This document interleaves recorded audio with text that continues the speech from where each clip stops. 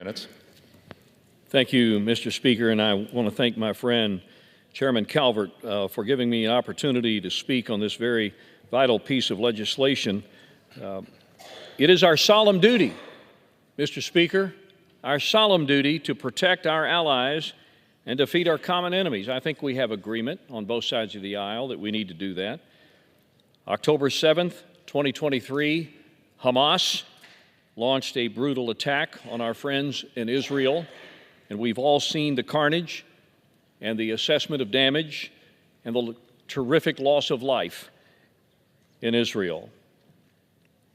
This unwarranted and unprovoked attack was a cruel display of the worst of humanity. We should all agree to that. Israel is a stabilizing force in the Middle East. It has to be supported at all costs. From my time as a commander of forces in the Sinai Peninsula, where I had a close working relationship with the IDF, to my time as a member of Congress in this important subcommittee, I've always been a strong supporter of Israel and will continue to advocate on its behalf. This $17.6 billion appropriated will save Israeli lives. It'll work to defeat Hamas terrorists.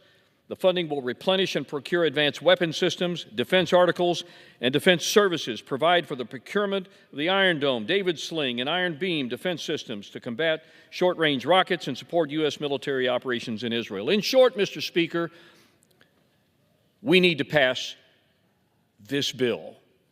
And so I encourage all of my colleagues to take a serious look at it. Pass the bill. Let's get it to the Senate, get it to the White House. And with that, I yield back the balance of my time. Gentleman yields back. Gentleman from California reserved. Gentlelady from Connecticut is recognized. I yield 2 minutes to the gentlewoman from Florida, the ranking member of the Military Construction and Veterans Affairs Subcommittee, Ms. Gentlelady is recognized for 2 minutes. I thank the gentlelady for yielding. Thank you, Mr. Speaker. I rise to support Israel's absolute right to exist, to defend itself, and to bring home its citizens and ours who are still held captive after 122 days. Over those 122 days, President Biden has firmly backed Israel's response to genocidal Hamas terror. He helped free over 100 hostages and continues working tirelessly to bring them all home. And he has forcefully countered malign forces who attack our troops and oppose any future peace.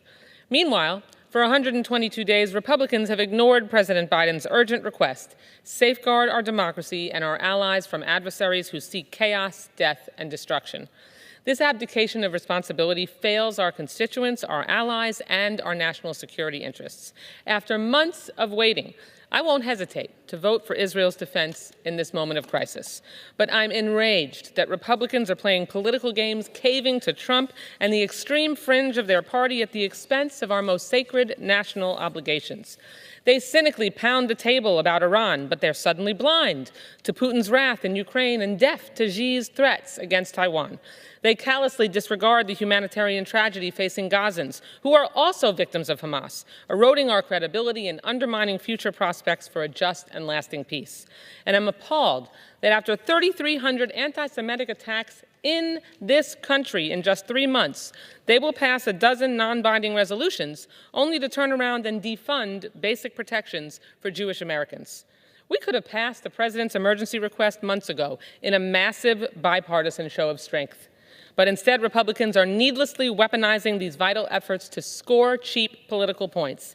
It took far too long to get here, yet this bill still falls short of our needs. As a Jew, as a proud Zionist, my conscience demands that I vote with Israel in her hour of need in this moment of crisis. But I won't pretend that this bill comes close to meeting our security needs. I yield back the balance of my time. Gentleman from California is recognized. I thank the Speaker. I yield to the gentleman from North Carolina, Dr. Murphy, 2 minutes. The gentleman is recognized for 2 minutes. Thank you, Mr. Speaker. Today I rise in support of 7217, the Israel Security Supplemental Appropriations Act. In the face of terror and absolute unprovoked aggression, Israel is in the fight for its existence. The United States must not shirk its duty and must support Israel. Israel has the absolute right to exist. Mr. Speaker, the world is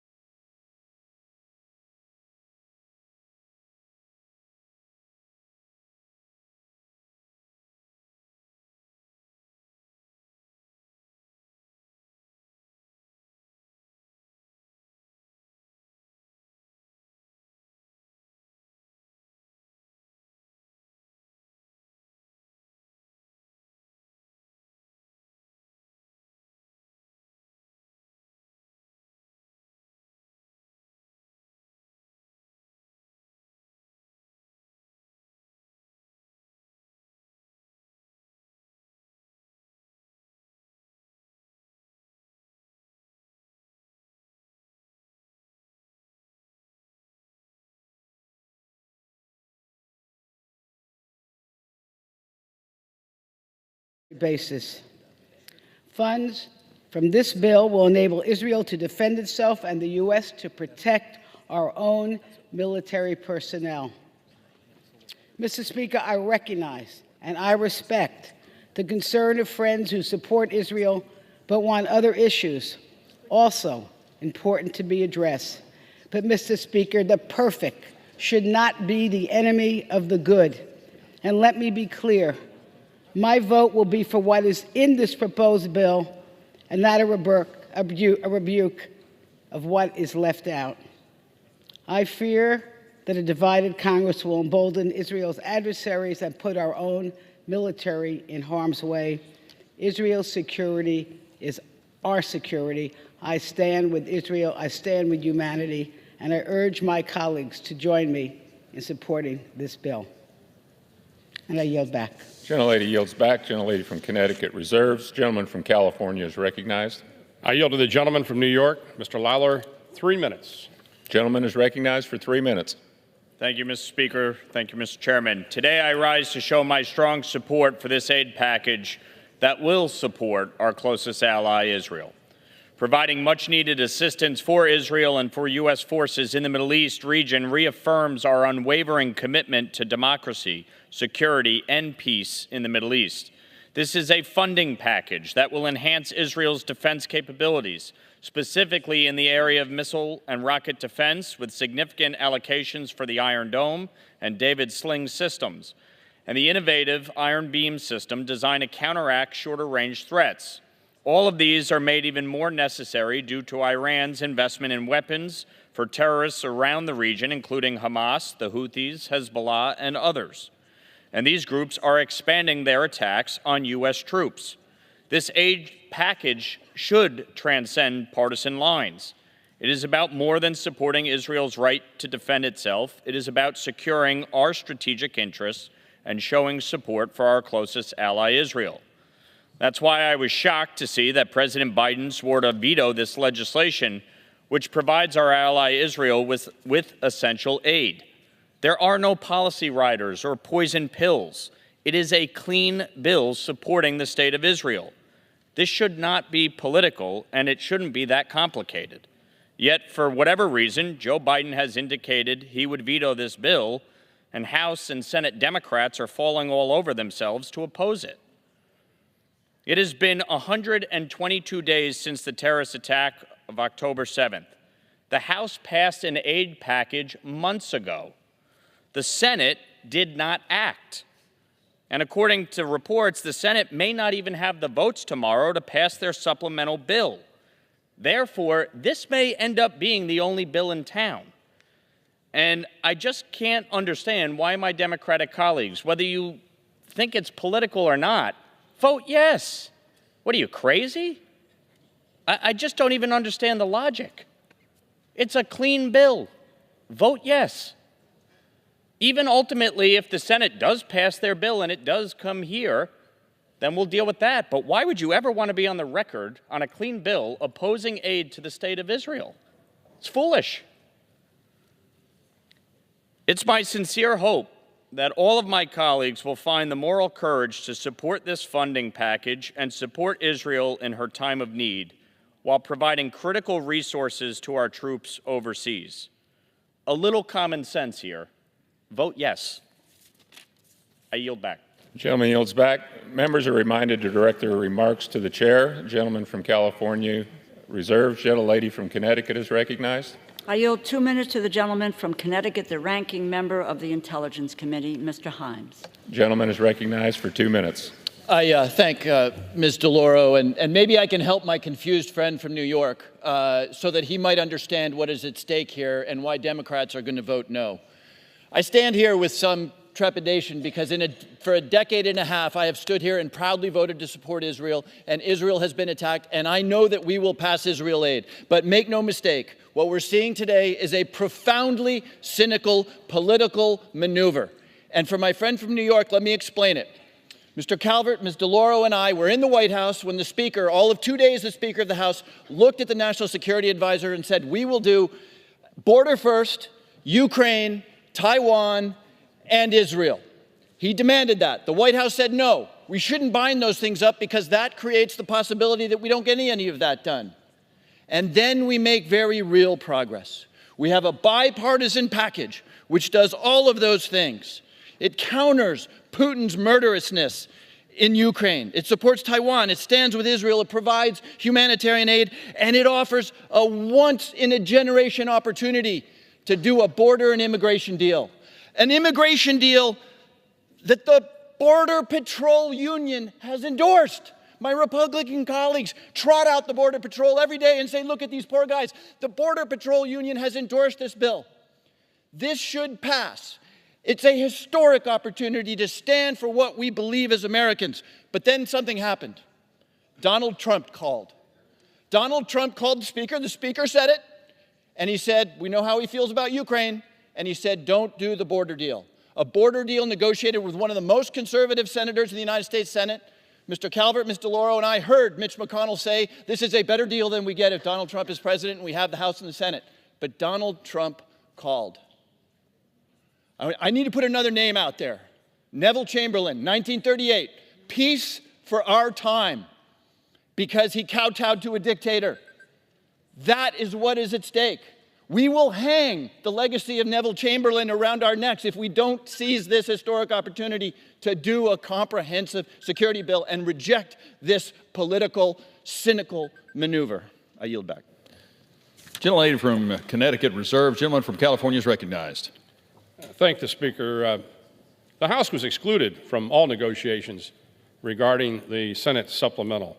And today we're talking about assistance to Israel that's needed immediately. I yield to the gentleman from North Carolina, Mr. Rouser, 1.5 minutes. Gentleman from North Carolina is recognized. Mr. Speaker, I'm proud to be a co-sponsor of this bill authored by my good friend from California, Ken Calvert. This legislation provides additional security assistance to ensure Israel, our greatest Middle Eastern ally, survives the most significant threats to its existence to date. The Jewish people are confronting the unspeakable evil of Hamas, which perpetrated a callous, barbaric attack against the state of Israel and continues to hold more than 132 people hostage in Gaza, including fellow Americans. Israel needs our support to ensure they can win this war and bring every hostage home, as well as counter the other threats to their national security. This bill reaffirms the United States' strong commitment to supporting the people of Israel by providing critical funding to reinforce Israeli defense system and does so without compromising our own readiness. In addition, it ensures our ability to protect U.S. citizens and personnel in Israel. We cannot and must not turn our back on our ally. Doing so would only embolden Hamas, incentivize Iran to continue funding ruthless attacks on Israel, and weaken the security of American personnel in the region, not to mention the harm it would eventually bring to our own nation here at home. We either ensure that Israel has the resources to win, or we are eventually forced to fight the same enemies here. For those who want to annihilate Israel, wish to do the same to America. Mr. Speaker, I yield back my time. Gentleman from California reserved. Gentlelady from Connecticut is recognized. Mr. Speaker, I yield 1 minute to the gentleman from Illinois, Mr. Schneider. Gentleman from Illinois is recognized. Mr. Speaker, Israel is fighting an existential war against Hamas, a death cult dedicated to the genocide of Jews and the annihilation of the Jewish state, while also being attacked by Hezbollah, the IRGC and Iranian proxies, and Houthis. There is no question that the United States must support our ally Israel. But to my colleagues, I say it is folly to think that what is happening now in the Middle East is not connected to what is happening concurrently in Ukraine. If Ukraine falls, the aid we're providing Israel in this bill is only going to be a small down payment to what will be needed when Israel faces a strengthened Hezbollah backed by an emboldened Iran, encouraged by a newly empowered Russia. And the United States will likely need to spend billions of additional dollars stationing more U.S. troops alongside our NATO allies in Europe. We are selling ourselves and our allies short by not taking the responsibility of leadership this country should be taking. And if we don't continue, it's going to cost our kids and our kids' future. It is shameful that the Republicans and Speaker Johnson are using our most important ally, Israel, as a political cudgel. It threatens not only Israel's security, but America's security and our children's future. I yield back. Gentlelady from Connecticut reserves. Gentleman from California is recognized. I'm pleased to recognize the gentleman from Wisconsin, Mr. Van Orden, for 2 minutes. Thank you, Mr. Chairman. Thank you, Mr. Speaker. I would remind my colleague that, in fact, I agree with him for one time. These events are connected, and the connection is the incredibly strategic amount of strategic weakness the Biden administration has shown. That's why Putin invaded Ukraine, and that's why Hamas has gone crazy in Israel. Immediately following the attacks of October 7th, I went to Israel and I witnessed what Hamas did to the Jewish people. And as a retired Navy SEAL combat medic, it put me on my heels. And I will remind my colleagues on the other side of the aisle that there was a ceasefire on October 6th, that there was a de facto two-state solution on October 6th, and that was broken by Hamas.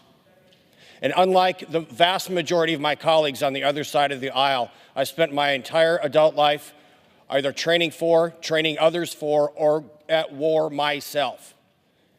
So there is a difference between the conflict in Ukraine and what's taking place in Israel right now. Vladimir Putin is a war criminal, and he is after territorial gains. Hamas is a group of savages that are after the utter destruction of the Jews as a people. They want to eradicate them.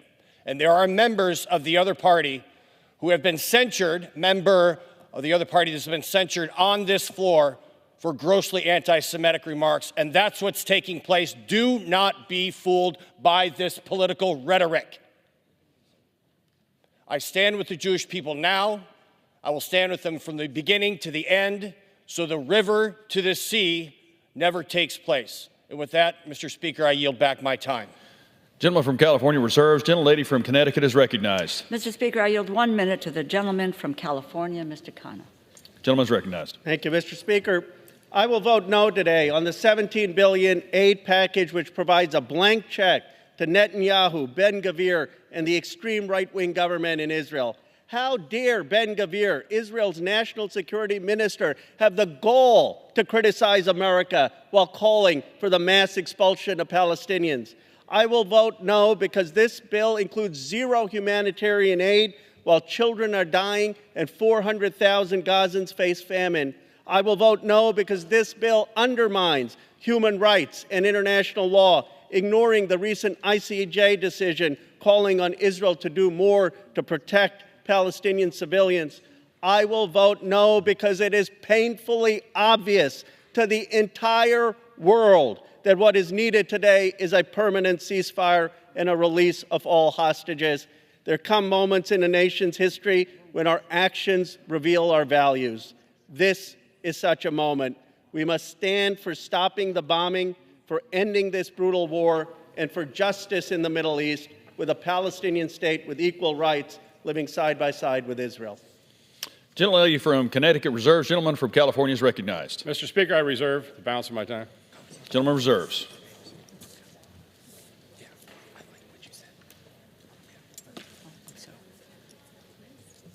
From Connecticut is recognized. Sorry. I yield 1 minute to the gentlewoman from New York, Ms. Ocasio-Cortez. Gentlelady is recognized. I thank the chair. Mr. Speaker, more than 1,200 Israelis were killed on October 7th, and 136 remain hostage. In response, 27,478 Palestinians have been killed, 70% of whom are women and children. And most Gazans today cannot reach a fully functioning hospital. This is not war. This is slaughter. And yet, after all this destruction and devastation, the Netanyahu government is still nowhere close to their stated objective of destroying Hamas. Moreover, the United States has our own requirements outlining the transfer of weapons to forces engaged in gross human rights violations. We have a responsibility to honor those laws, to facilitate a bilateral ceasefire, to move to end this campaign of mass casualty and loss of life that risks bringing the entire region closer to a wider, deadlier conflict. This bill contains $17 billion on top of the billions we already transfer every year with no conditions and no humanitarian aid for the most vulnerable. Everyday Americans should not tolerate this squandering of our resources without oversight on such an inhumane and ineffective operation, especially when we are living paycheck to paycheck and they cannot see their Congress address their most basic material concerns. I yield back. Gentlelady from Connecticut reserves. Gentleman from California is recognized. Mr. Speaker, I reserve the balance of my time. Gentleman reserves. Gentlelady from Connecticut is recognized. Mr. Speaker, I yield 1 minute to the gentlewoman from Michigan, Ms. Tlaib. Gentlelady is recognized. Here we go again, sending $17.6 billion U.S. tax dollars with no conditions attached to Netanyahu's extremist government to drop more bombs on innocent Palestinians. The Israeli government has already killed 27,000 people. 11,500 of them were children. I'm tired of my colleagues coming to me whispering, I don't really like Netanyahu. Well, then why are we sending him billions of dollars with no conditions? He literally is telling us over and over again what his intention is. I'm tired of my colleagues coming and whispering to me, Rashida, I support two-state solution. Great. Then send money that conditions for a two-state solution, because Netanyahu has over and over again told us he never wants to see a Palestinian state. So I'm tired. I oppose Netanyahu's war crimes and want him gone too. But many of my colleagues that continue to tell me that do not want a condition to aid. They give it to a genocidal maniac. My message to my colleagues is simple. If you don't support Netanyahu, if you're disgusted by the countless videos of lifeless children pulled out of the rubble, if you actually believe in upholding human rights and international law, vote no on a blank check to Netanyahu's genocide. Gentlelady's time's expired. Thank you. Gentlelady from Connecticut reserves. Gentleman from California is recognized. I would say the folks that believe in genocide is Hamas. I yield to the gentleman from Florida, the chairman of the State and Foreign Operations Subcommittee, Mr. Diaz-Balart, 2.5 minutes. Gentleman is recognized. Mr. Speaker, thank you. Let me first thank the gentleman from California, Chairman Calvert, for his leadership in drafting this critical bill, along with the Chairwoman Kay Granger, and the leadership for bringing this forward. As Mr. Calvert just said, yes, there has been genocide, but the genocide has been from Hamas, And if the world needed yet another reminder of the importance of Israel as a safe haven for the Jewish people, then the attacks of October 7th should be that wake-up call. This is not that complicated. I've been disgusted and shocked by some of the things that we've been hearing, including the sheer glee and displayed in celebrations across, even in this country, because of the murders of October. And remember, those grotesque celebrations and demonstrations happened before Israel even began its military action to defend Israelis, again in Gaza. So let's be clear. Those demonstrations, those statements, those celebrations were and are in favor of the terrorist group Hamas. The despicable anti-Semitism, which has been dramatically increased since October 7th, that we've even seen here sometimes on this floor, has to be condemned and has to stop. Israel is on the front line in the battle against terrorism. The terrorism of Hamas, Hezbollah, ISIS, you name it, and all of those, they continue to await for an opportunity to strike at Israel, as they have, just like they want to strike here to the American people in the United States. Israel and the United States do not want violence. But the problem is that the terrorists do, and they are the ones who have killed and butchered and maimed innocent Israelis. Again, last November, the House passed another Israel security supplemental, which was fully offset by a rescission of the IRS funding, and that was the reason why the White House claimed that they opposed that bill. Well, now there are zero excuses to oppose this bill. This bill does one thing, Mr. Speaker. It provides urgently needed funding for our friend and ally Israel to defeat the terrorists that they are dealing with. The United States must stand with Israel and to eradicate terrorism. This is not that complicated. You can use every excuse in the world and again, with the purpose of supporting Hamas and justifying the murders. This bill stands with Israel. No ifs, no ands, no buts. I'm grateful to Chairman Calvert for bringing this important piece of legislation, and I wholeheartedly support it. I yield back. Gentleman from California reserves. Gentlelady from Connecticut is recognized. Mr. Speaker, I yield 1 minute to the gentlewoman from California, the distinguished ranking member of the State and Foreign Operations Subcommittee, Ms. Lee. Gentlelady is recognized. Thank you very much. I want to thank the gentlelady for yielding and for her strong leadership. Mr. Speaker, I rise to oppose H.R. 7217. The United States and the world are facing a very dangerous time, with the risk of being pulled deeper and deeper into conflicts across the globe. Meanwhile, millions of people around the world are facing violence, dislocation, and hunger. This bill really is not a serious effort.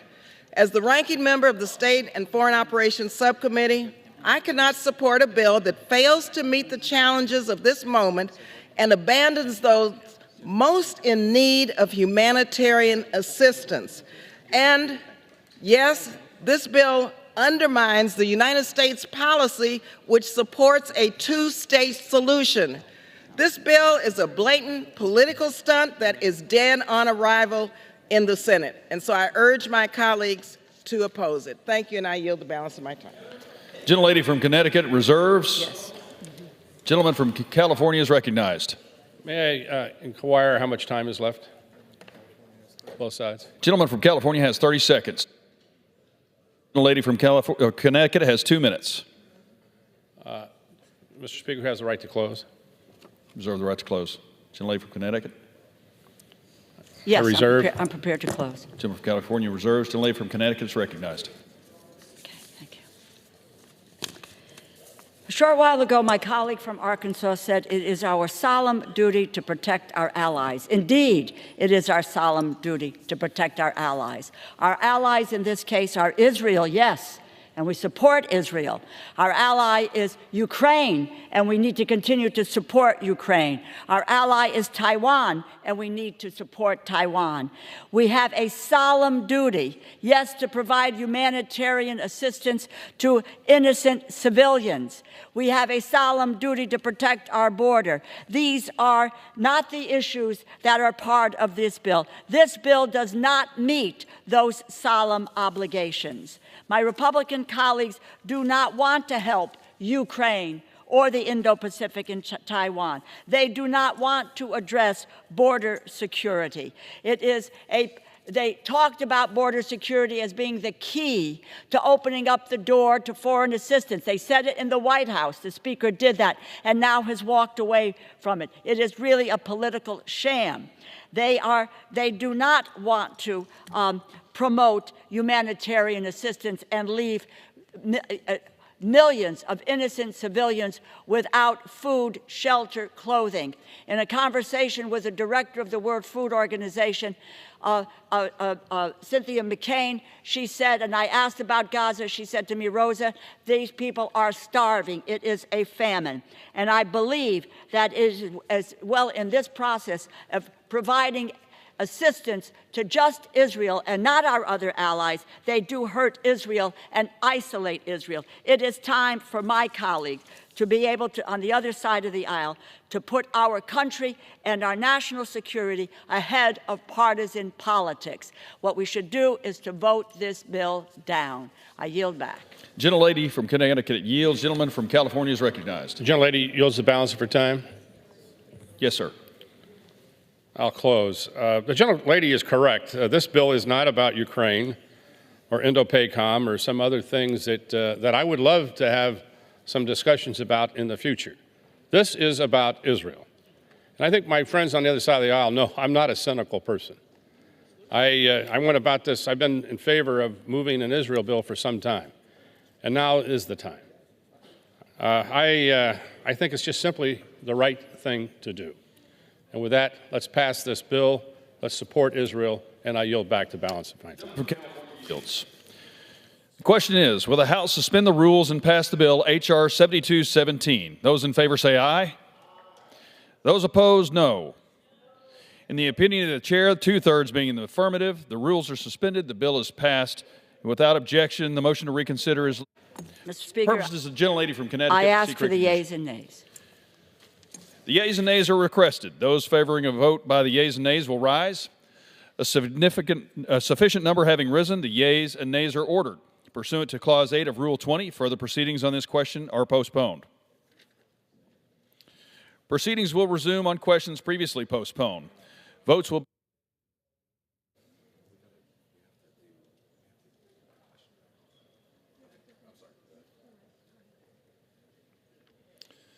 be taken in the following order. The motion to suspend the rules and pass H.R. 1727 if ordered. Adoption of House Resolution 863 if ordered. And the motion to suspend the rules and pass H.R. 7217. The first electronic vote will be conducted as a 15-minute vote. Pursuant to Clause 9 of Rule 20, remaining electronic votes will be conducted as 5-minute votes. Pursuant to Clause 8 of Rule 20, the unfinished business is the question on suspending the rules and passing H.R. 1727 as amended, which the clerk will report by title. Union Calendar Number 297, H.R. 1727, a bill to amend the Chesapeake and Ohio Canal Development Act to extend the Chesapeake and Ohio Canal National Historical Park Commission. The question is, will the House suspend the rules and pass the bill as amended? So many as are in favor say aye. Those opposed, no. In the opinion of the chair, 2/3 being in the affirmative, the rules are suspended. For what purposes, the gentleman from California seek recognition? Mr. Speaker, I demand the yeas and nays. The yeas and nays are requested. Those favoring a vote by the yeas and nays will rise. A sufficient number having risen, the yeas and nays are ordered. Members will record their votes by electronic device. This is a 15-minute vote.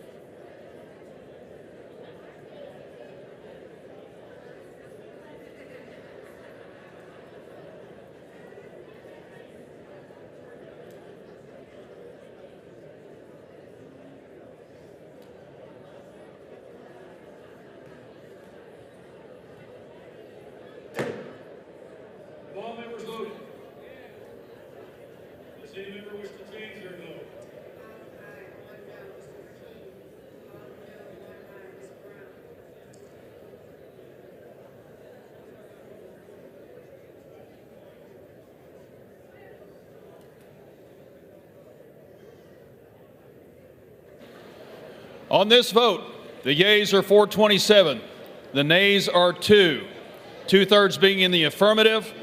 The rules are suspended, the bill is passed, and without objection, the motion to reconsider is laid on the table. Pursuant to Clause 1C of Rule 19, further consideration of House Resolution 863 will now resume. The clerk will report the title. House Calendar Number 60, House Resolution 863, Resolution impeaching Alejandro Mayorkas, Secretary of Homeland Security, for high crimes and misdemeanors. The question is on the adoption of the resolution. Those in favor say aye. Those opposed, no. The ayes have it. The resolution is agreed to. Mr. Speaker, on that, the gentleman from Mississippi seek recognition. Mr. Speaker, I request the yeas and nays. The yeas and nays are requested. Those favoring a vote by the yeas and nays will rise. A sufficient number having risen, the yeas and nays are ordered. Members will record their votes by electronic device. This will be a 5-minute vote.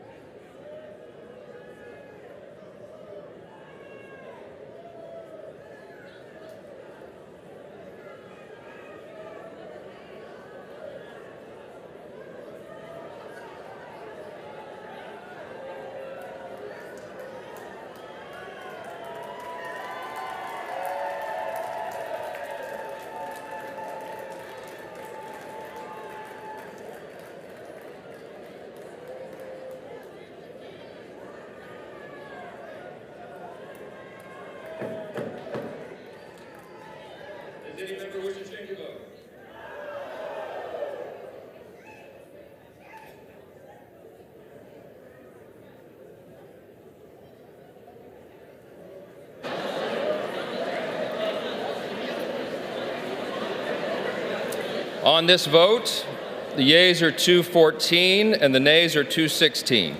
The resolution is not adopted.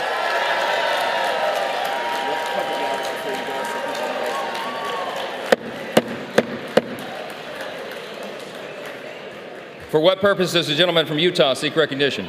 Mr. Speaker, I have a motion at the desk. The clerk will report the motion. Mr. Moore of Utah moves to reconsider the vote on adoption of House Resolution 863. The question is on the motion to reconsider. Those in favor say aye. Aye. Those opposed say no. No. The ayes have it. Mr. Speaker. The gentleman from Utah. Mr. Speaker, I request the yeas and nays. The yeas and nays are requested. Those favoring a vote by the yeas and the nays will rise. A sufficient number having risen, the yeas and nays are ordered. Pursuant to Clause 8 of Rule 20, further proceedings on this question are postponed. Pursuant to Clause 8 of Rule 20, the unfinished business is the vote on the motion to suspend the rules and pass H.R. 7217, on which the yeas and nays are ordered. The clerk will report the title. H.R. 7217, a bill making emergency supplemental appropriations to respond to the attacks in Israel for the fiscal year ending September 30th, 2024, and for other purposes. The question is, will the House suspend the rules and pass the bill? Members will record their votes by electronic device. This is a 5-minute vote.